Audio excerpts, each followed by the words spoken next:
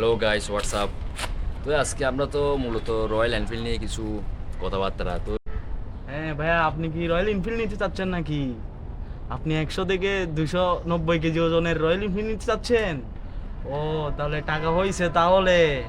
Royal Enfield এই যে বাইকটা কিন্তু সেই লেভেলের একটা চাক্কাস বাইক। তবে এখানে কিছু আবার সমস্যাও আছে। সমস্যা থাকবে, একটা জিনিসের সমস্যাও আছে আবার সমাধানও আছে।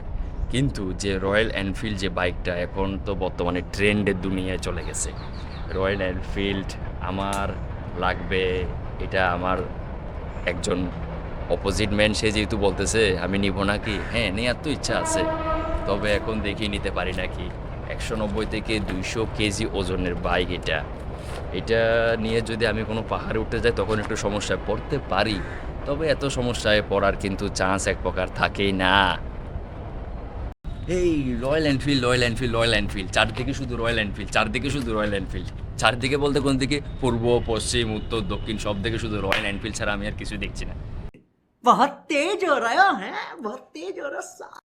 বর্তমানে একটা ট্রেন্ডের বাইক হিসেবে দাঁড়িয়েছে। কোথায় পালসার, কোথায় অ্যাপাচি 4B, এগুলো থাকাতে আমরা রয়্যাল এনফিল্ড নিয়ে মাতামাতি শুরু করে দিছি।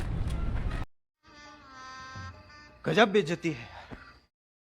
আসলে কি তোমার রয়্যাল এনফিল্ড নেওয়ার সামর্থ্য হয়ে গেছে নাকি? হ্যাঁ, তাহলে 390 সিসি নিচ্ছ তাহলে? আচ্ছা, তাহলে রয়্যাল এনফিল্ড নিচ্ছ তাহলে তোর ডেটটা বলো, কোন দিন নিচ্ছ? আমাকে একটু নক দিলে।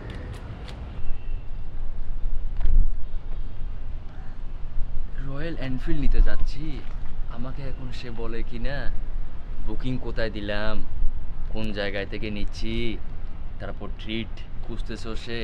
এতদিন এই ফ্লোটা কইছিল।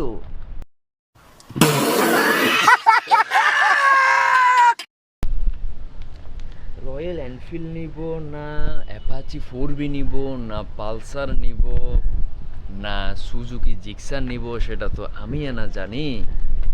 এখন এই মানুষটা আমার এতদিন কোনো খবর নেয় নাই, এখন সে কিনা বলতেছে আমি কি নিব।